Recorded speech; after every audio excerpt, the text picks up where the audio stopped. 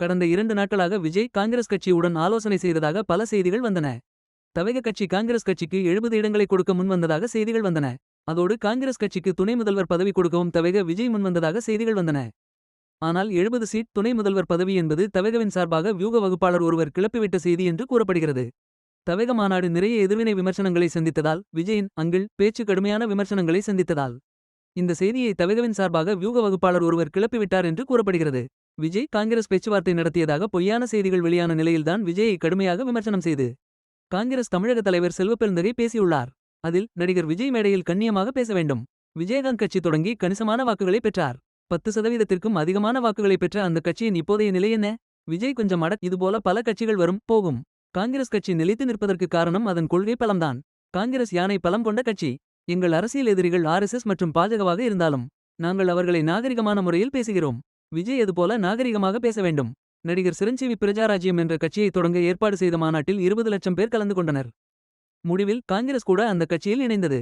ஆனால் தற்போது அந்த கட்சி இல்லை. தமிழக மக்களின் நலனுக்காக காங்கிரஸ் கட்சி தொடர்ந்து செயல்படும். தற்போது பாரதிய ஜனதா கட்சி வலுவாக உள்ளது.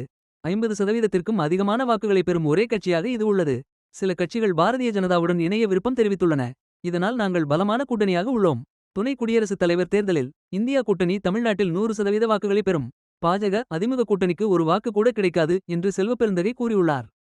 முன்னதாக காங்கிரஸ் விஜய் பேச்சுவார்த்தை என்று தவேக சார்பாக வியூக வகுப்பாளர் ஒருவர் கிளப்பிவிட்ட செய்தியை காங்கிரஸ் திமுக வட்டாரங்கள் மறுக்கிறார்கள்.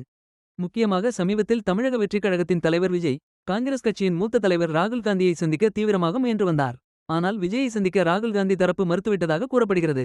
விஜயின் இந்த முயற்சி தமிழக அரசியல் வட்டாரத்தில் பெரும் பரபரப்பை ஏற்படுத்தியது. இந்த சந்திப்புக்கு நேரம் ஒதுக்குவது குறித்து ராகுல் காந்தியும் சோனியா காந்தியும் தங்கள் கட்சி மூத்த தலைவர்களுடன் தீவிர ஆலோசனை நடத்தியதாக கூறப்படுகிறது. அவ்வாறு நேரம் ஒதுக்கினால் அது தவறான சமிக்ஞையை அளிக்கும் என்பதால் ராகுல் காந்தி விஜயை சந்திக்கும் திட்டத்தை கைவிட்டதாக அரசியல் வட்டாரங்கள் தெரிவிக்கின்றன. சிறிய கட்சிகள் கூட விஜயுடன் கூட்டணி வைக்க தயங்கும் நிலையில் காங்கிரஸ் போன்ற ஒரு பெரிய கட்சி விஜயை சந்திப்பது சரியானதல்ல என்று ராகுல் காந்தி சோனியா காந்தி விவாதித்ததாக கூறப்படுகிறது.